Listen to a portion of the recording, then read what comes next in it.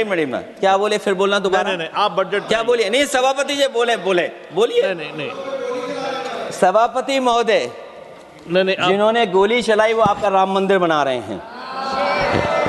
सभापति महोदय, जिन्होंने गोली चलवाई वो राम मंदिर बनवा रहे हैं। अगर कुछ पता ना हो तो जाकर के पूछ लेना, पता कर लेना।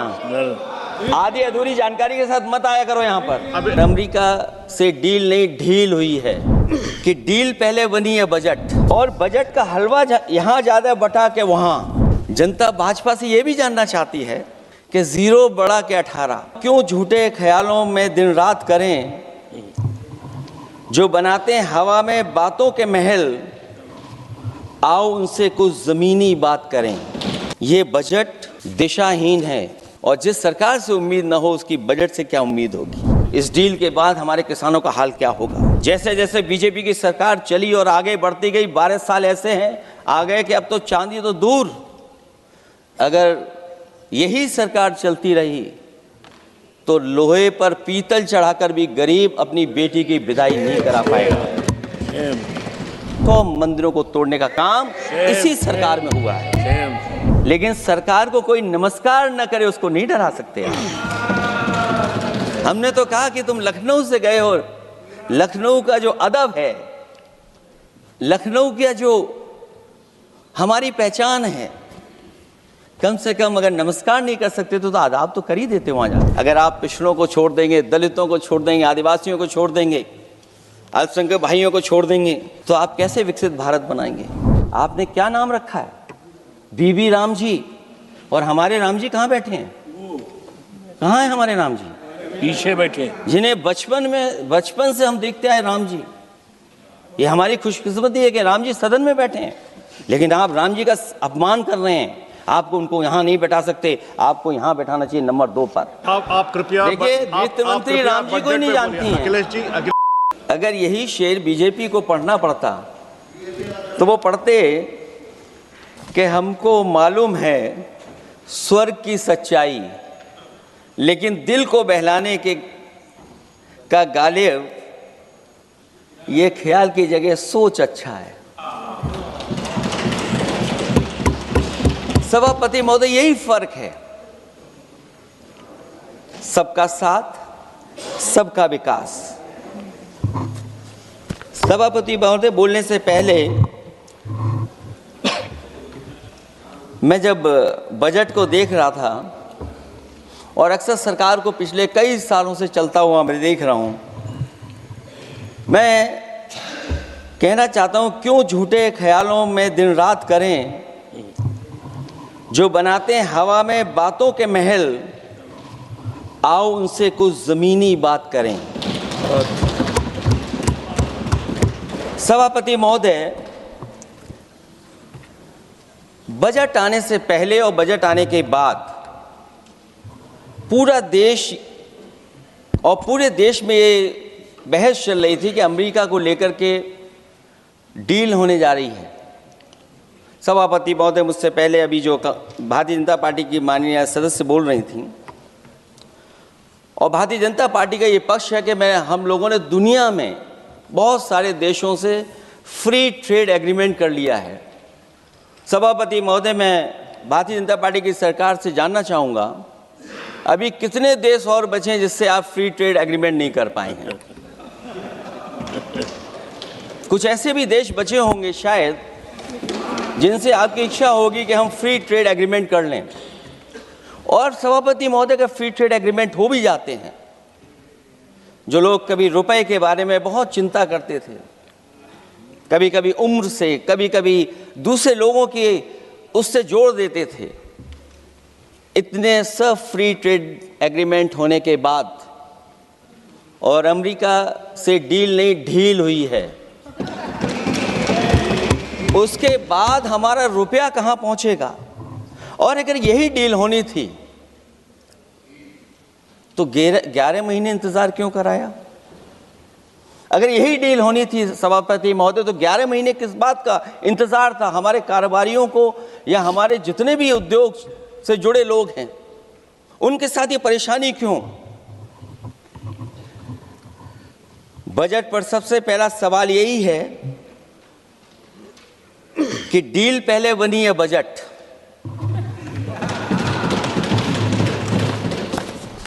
और बजट का हलवा यहां ज्यादा बटा के वहां। सभापति महोदय, स्वदेशी, आत्मनिर्भर, ये शब्द तो बहुत अच्छे लगते हैं, लेकिन जब डील हो गई है तो क्या इस बजट को लाने से पहले आत्मनिर्भरता और स्वदेशी को अपने अपने शब्दकोश से हटा दिया है, या इसको उल्टे अर्थ में विलोम शब्दकोश में डाल दिया है? और ये डील नहीं है जो हम आप सब समझ पा रहे हैं, शायद सत्ता पक्ष के लोग ये नहीं समझ पा रहे होंगे, लेकिन पूरा देश समझ रहा है कि हमने अपना बाजार एक बार और खोल दिया है। $500 बिलियन का व्यापार एक तरफा। हमारे आत्मनिर्भरता कहां जाएगी? स्वदेशी नारा हमारा कहां जाएगा?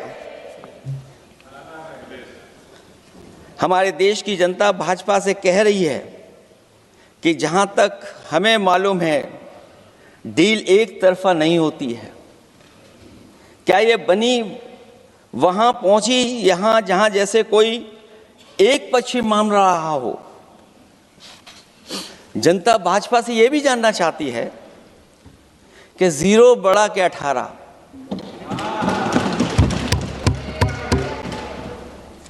सभापति महोदय, भाजपा का समझौता गणित क्या यह है कि 18 0 के बराबर है? क्या 18 हमारा 0 के बराबर है?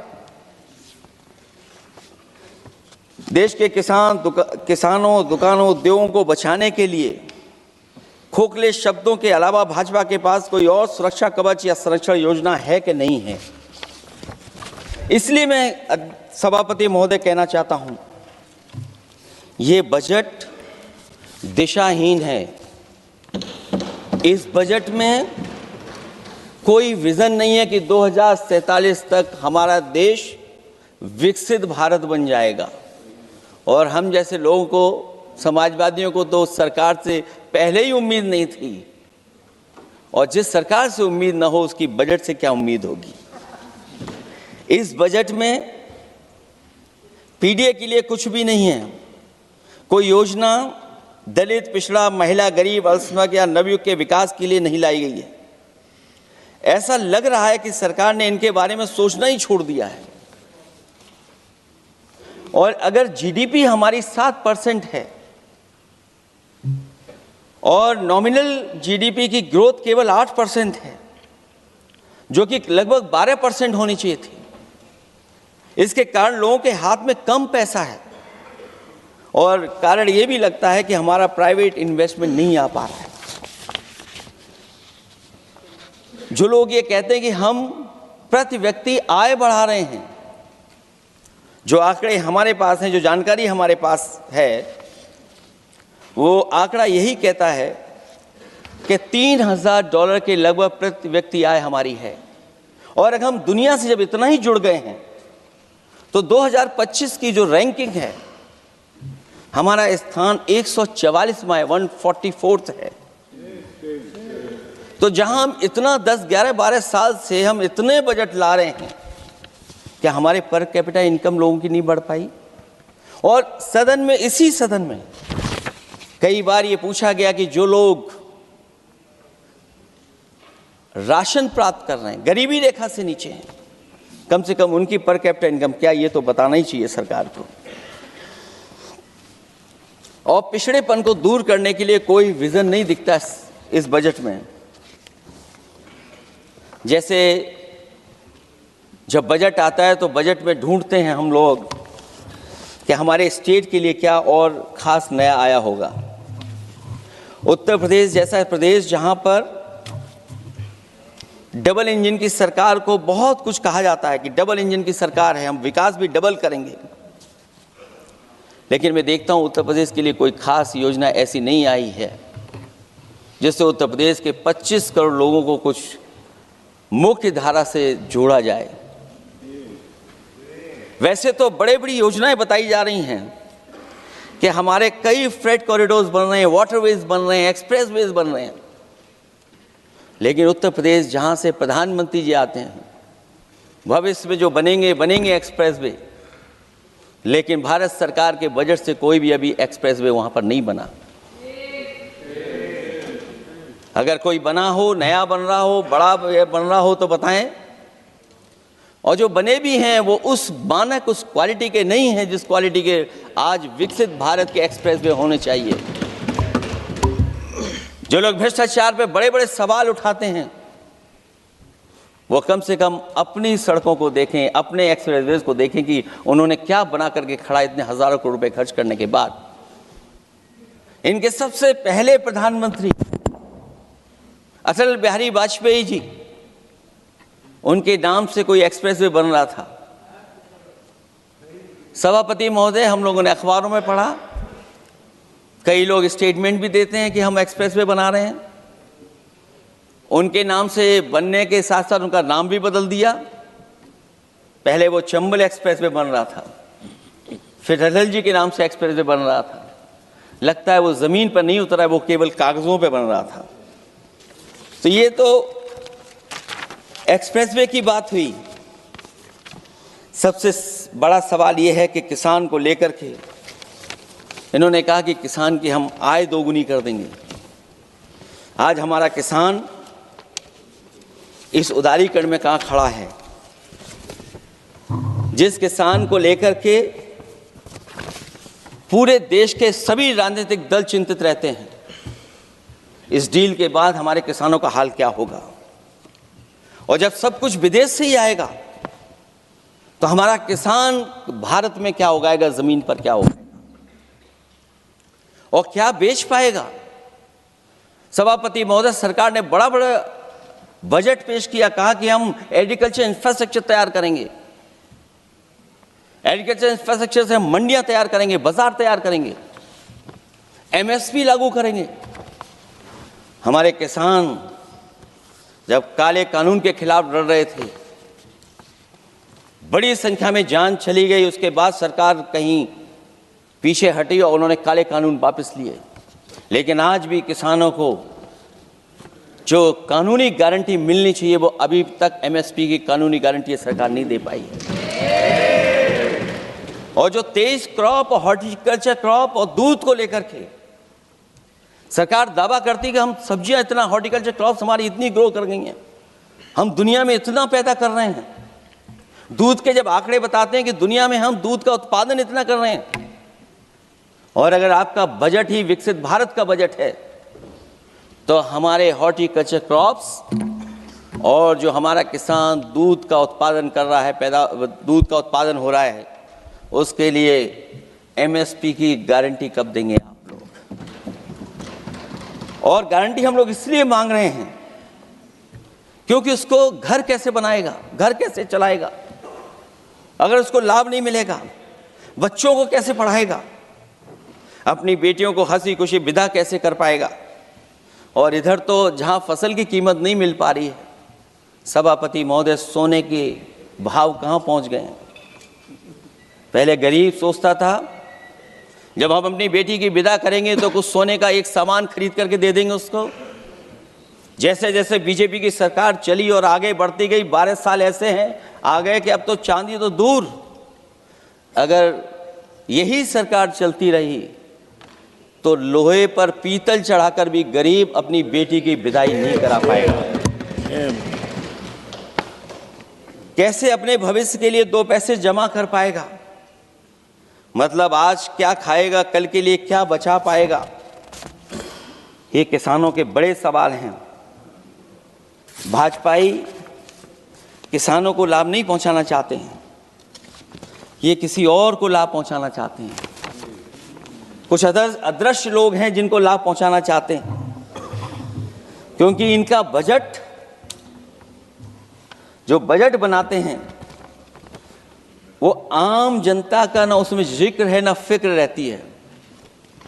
और अगर फिक्र होती उनको तो किसान की खाद समय पर मिल जाती उन्हें, उनको बीज समय पर मिल जाता, सस्ती बिजली उपलब्ध हो जाती, सिंचाई या सिंचाई मुफ्त हो जाती थी।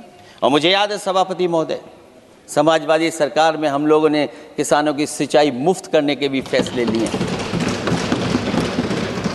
कीटनाशक दवाइयां कितनी महंगी हैं और सरकार ने किसानों को अपने हाल पे छोड़ दिया। मंडियों पे कहीं कोई खरीद नहीं है, और अगर खरीद हुई है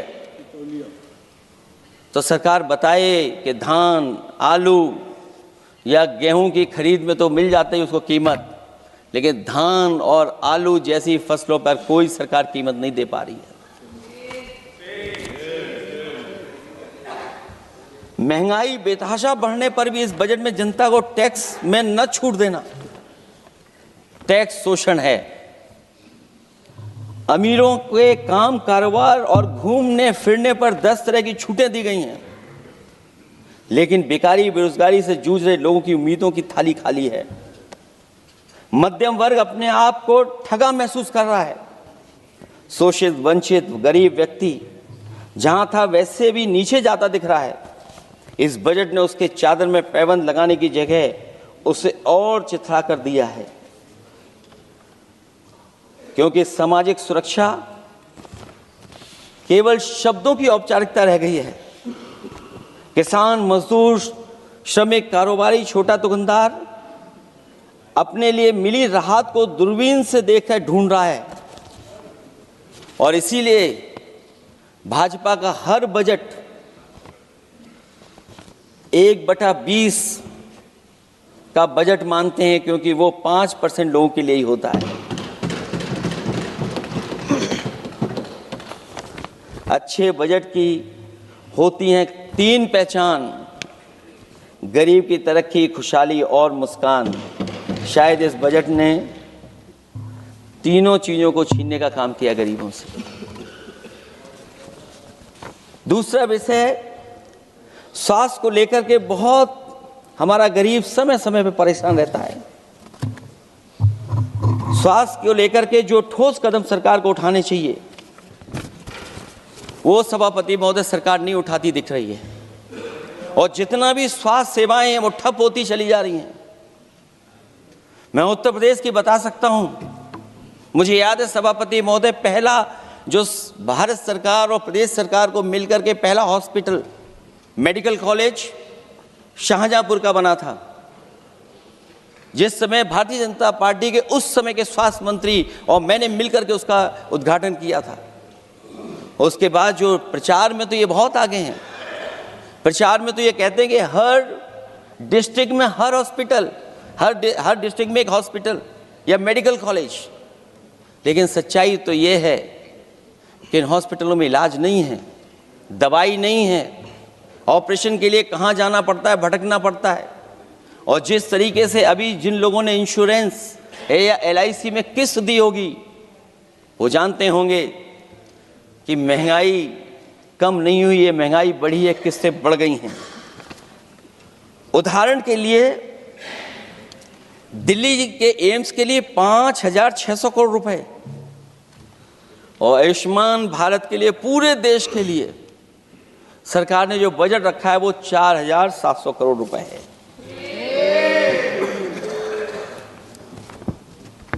सुनते हैं पहले उपवन में हर ऋतु में बहार गाती थी, कलियों का तो कहना ही क्या, मिट्टी में खुशबू आती थी। ये भी ज्ञात हमें उपवन में कुछ ऐसे भौरे आए थे, सारा चमन कर दिया मरघट, अपने साथ जहर लाए थे। लेकिन अगर चमन वाले ही भौरों के रंग ढंग अपनाएं, माली तुम ही फैसला कर दो, हम किसको दोषी ठहराएं। सभापति महोदय, मैं उत्तर प्रदेश से आता हूं, जहां पर प्रधान संसदीय क्षेत्र है। राजमाता पूजनीय अहिल्याबाई होलकर जी, उनकी मूर्ति थी, उसको बुलडोजर से तोड़वा दिया। सभापति महोदय, कोई कल्पना कर सकता है एक मणिकर्णिका घाट जो हमारी पौराणिक पहचान रही, सदियों से हमारी विरासत की पहचान रही, सनातनी काशी की विरासत रही, वहां पे इनकी सरकार ने प्रधान संसदीय क्षेत्र में बुलडोजर चला करके हमारी पूजनीय अहिल्याबाई होलकर की मूर्ति को इन्होंने तोड़ने का काम किया। Same same same. और सभापति महोदय, केवल एक मूर्ति नहीं, वहां पर अगर हम गिनती करेंगे, एक नहीं, दो नहीं, तीन नहीं, चार नहीं, पांच नहीं, छह नहीं, सात नहीं, लगभग 100 मंदिरों को तोड़ने का काम इसी सरकार में हुआ है। सेम। केवल मंदिर ही नहीं तोड़े गए सभापति महोदय,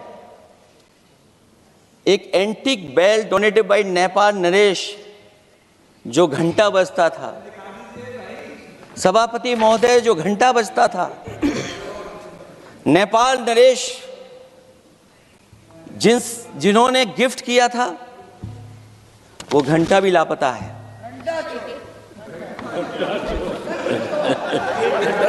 केवल घंटा ही लापता नहीं है,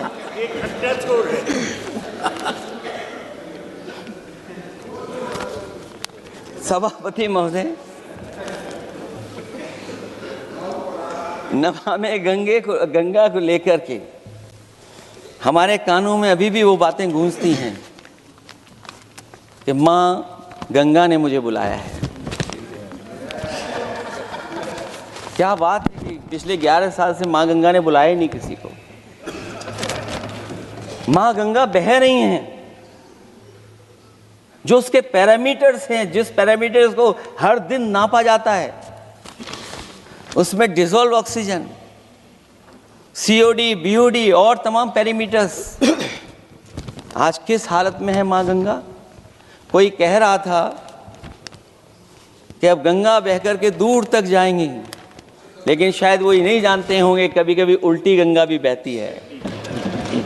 जब उल्टी बहेगी तो यूपी के आते आते आप बाहर हो जाएंगे। सभापति महोदय, नमामि गंगा, माँ गंगा में जुड़ने वाली नदियां, वरना नदी को एक संरक्षण कैसे हो, ब्यूटिफिकेशन कैसे हो, रिवर फ्रंट कैसे बने, उसकी शुरुआत की थी। लेकिन सभापति महोदय, इनकी बुलडोजर सरकार ने उसका काम रोक दिया। काली नदी किस हालत में है। यमुना के बारे में दिल्ली की सरकार जब बनानी थी तो कहा कि हम दुनिया का सबसे बेहतर रिवर फ्रंट बनाएंगे यमुना पर, इसी राजधानी में कहा गया। आज बताइए यमुना की हालत क्या है। और अगर यमुना दिल्ली में गंदी हो रही है तो ये बह करके जब यूपी जाती है तो मथुरा में भी गंदी है। और थोड़ा बहुत साफ गंगा इसलिए हो जाती है क्योंकि जब चंबल का पानी उसमें जुड़ता है, थोड़ी बहुत यमुना साफ हो जाती है। उसके बाद यमुना में भी कोई सफाई का सरकार ने इंतजाम नहीं किया। और आज भी मैं कहता हूं, देश का सबसे अच्छा रिवर फ्रंट अगर कहीं बना है तो लखनऊ में बना है, गोमती रिवर फ्रंट। जो लोग ये कहते हो कि दूसरा रिवर फ्रंट अच्छा है, मैं उनसे कहूंगा कभी लखनऊ के रिवर फ्रंट पर भी घूम करके आइए, तब आपको मालूम पड़ेगा कि रिवर फ्रंट क्या होता है। 26 जनवरी इसी वर्ष मैंने एक प्रतिष्ठित अखबार को पढ़ा और उसमें देखा मैंने कि high uranium in India's ground water samples लिए गए हैं। एक्सपर्ट्स वार्न कर रहे हैं कि सेवरल हेल्थ रिस्क हैं उससे। Lead pollution alarming in 69 rivers in India contaminated, rivers are contaminated.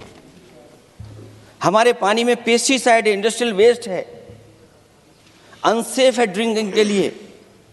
हमारी नदियों में मरकरी है, डेंजरस लेवल। और जितनी भी हमारी वाटर बॉडीज हैं इंडस्ट्रियल टाउन्स के आसपास, सब में टॉक्सिक है, मरकरी है, बड़े पैमाने पे डेंजरस है पानी वहां का। और कई जगह इंडस्ट्री का सीधा सीधा वेस्ट जा रहा है। आर्सेनिक लेवल का सोच ही नहीं सकते हम लोग, जो मानक है उससे कई गुना ज्यादा है। ये तो हमारे देश का पानी है जो नदियों में बह रहा है, जो अंडरग्राउंड वाटर बन रहा है हमारा। ठीक ही कहा हमारे माननीय सदस्य ने कि जो संपन्न हैं, प्रिविलेज्ड हैं, वो लोग तो पानी साफ करने की मशीन खरीद सकते हैं। हमारा गरीब क्या खरीदेगा। गरीब की हेल्थ को कितनी परेशानी और रिस्क है। यहां तक कि अंतर्राष्ट्रीय प्लेटफॉर्म पर हमारे देश को भी सुनना पड़ा एक प्रतिष्ठित चैनल पर कि आपके देश में इन्वेस्टमेंट क्यों आएगा, क्योंकि वहां आ ही नहीं सकता है, क्योंकि आपकी हवा खराब है। सोचिए देश का पानी खराब हो, और ये मैं नहीं कह रहा हूं, पानी खराब सरकार को मालूम है, नहीं मालूम है, लेकिन जो प्राइवेट कंपनियां हैं जिनको अपना पानी बेचना है, तो वो बता रही हैं कि आपके भारत के पानी में क्या क्या है। और अगर ये बात गलत है तो सरकार ऐसी कंपनियों पे प्रतिबंध क्यों नहीं लगाते हैं कि इस तरह अपनी कंपनियों का सामान बेचने के लिए झूठा प्रचार कर रही हैं। जो चर्चा होने लगती है हवा खराब है, हालांकि उत्तर प्रदेश आते आते सरकार की भी हवा खराब हो जाती है। सरकार सबको डराती है, लेकिन सरकार को कोई नमस्कार न करे उसको नहीं डरा सकते हैं।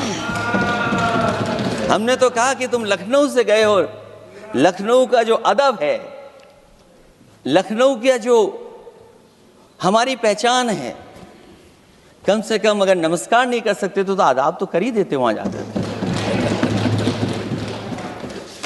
जो लोग पिछड़े पीडीए उनके पक्षधर बनते हैं, आरक्षण को लेकर के कहते हैं कि हम आरक्षण देंगे, उनकी सरकारों में क्या अपॉइंटमेंट हो रहे हैं। मुझे याद है इससे पहले जब बहस हुई थी सदन में, वहां से बात निकली थी कि किस तरीके से अपॉइंटमेंट हो रहे हैं यूनिवर्सिटीज और कॉलेजेस में।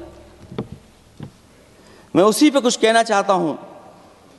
ये अपनी अपनी किस्मत है, कुछ कलियां खिलती हैं ऊपर और दूसरी मुरझा जाती हैं झुके झुके जीवन भर भूं पर। मानव बदकिस्मत है, लेकिन क्या वे महक नहीं सकती हैं? अगर मिले अवसर अंगारे सी क्या दहक नहीं सकती हैं? जिस तरीके से आरक्षण पर खिलवाड़ हो रही है उसकी कोई कल्पना नहीं कर सकता था। विकसित भारत तभी विकसित भारत माना जाएगा जब हमारे पिछड़े दलित आदिवासी अल्पसंख्यक मुसलमान भाई को बराबर का हक मिलेगा, और जब तक हक नहीं मिल रहा उनको, तब तक शायद विकसित भारत का देखने का सपना आधा अधूरा है।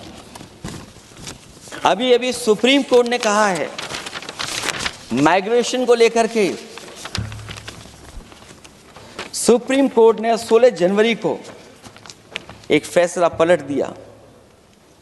हाई कोर्ट के फैसले को पलटते हुए फैसला सुनाया कि यदि आरक्षित वर्ग का कोई उम्मीदवार बिना किसी छूट का लाभ लिए अगर अनारक्षित वर्ग से ज्यादा नंबर प्राप्त करे तो उसे अनारक्षित वर्ग में सेलेक्ट किया जाएगा। क्या सुप्रीम कोर्ट भी कह रहा है? हमारे सरकार की भी नियत है कि सबको आरक्षण मिलना चाहिए जिनका हक हो। हमारे प्रधानमंत्री जी भी कहते हैं हम पिछड़े हैं।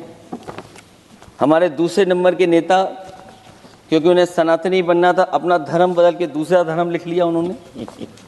तो कम से कम पिछड़ों का तो ख्याल करिए आप। जब पिछड़ों का ख्याल करोगे तभी आपका देश विकसित बनेगा, भारत विकसित बनेगा। अगर आप पिछड़ों को छोड़ देंगे, दलितों को छोड़ देंगे, आदिवासियों को छोड़ देंगे, अल्पसंख्यक भाइयों को छोड़ देंगे, तो आप कैसे विकसित भारत बनाएंगे? एक आर्थिक बराबरी है, दूसरी सामाजिक बराबरी है, और मुझे लगता है बजट से ना आर्थिक गैर बराबरी दूर हो रही है, ना सामाजिक गैर बराबरी दूर हो रही है।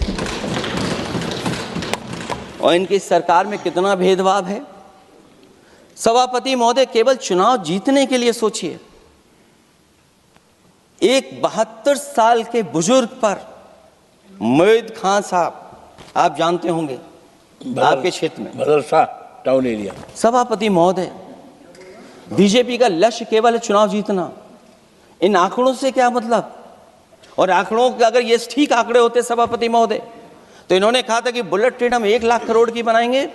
आज बुलेट ट्रेन 2 लाख करोड़ की कैसे हो गई? सभापति महोदय कहा कि हम 1 लाख करोड़ में बनाएंगे बुलेट ट्रेन, और बुलेट ट्रेन केवल संपन्न स्टेटों में क्यों? हमारे बंगाल, बिहार और यूपी में क्यों नहीं?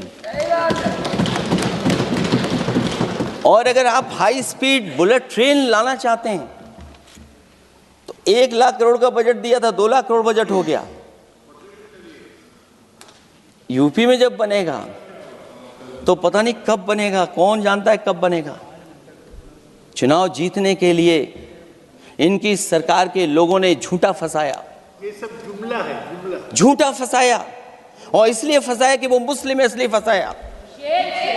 72 वर्ष के बुजुर्ग को 19 महीने जेल में रखा गया।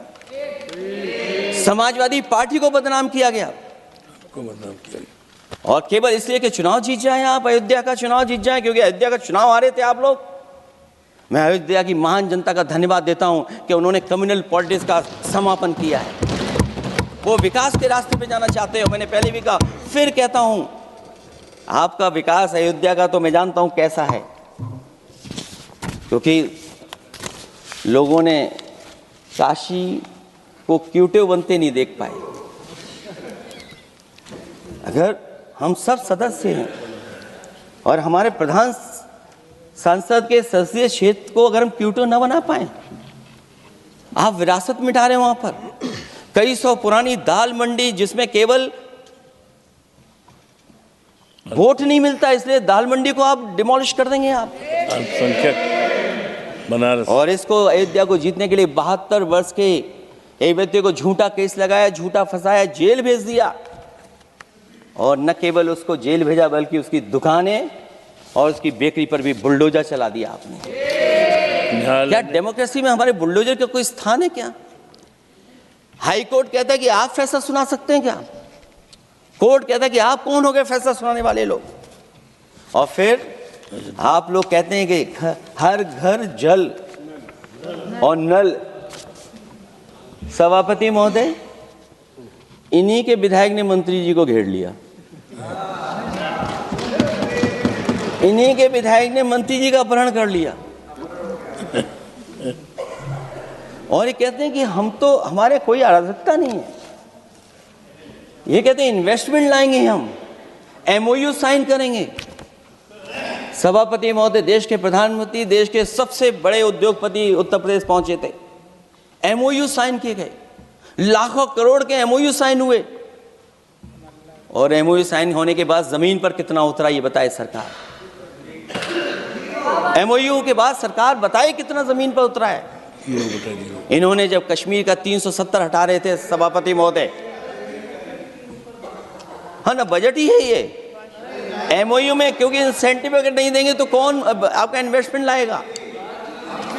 ये राज्य का विषय नहीं है सभापति, राज्य से प्रधानमंत्री आते हैं। और आपने ये कहा कि प्रधानमंत्री के क्षेत्र में हमने, देश में कहा कि हमने 1000 किलोमीटर मेट्रो बिछाई है।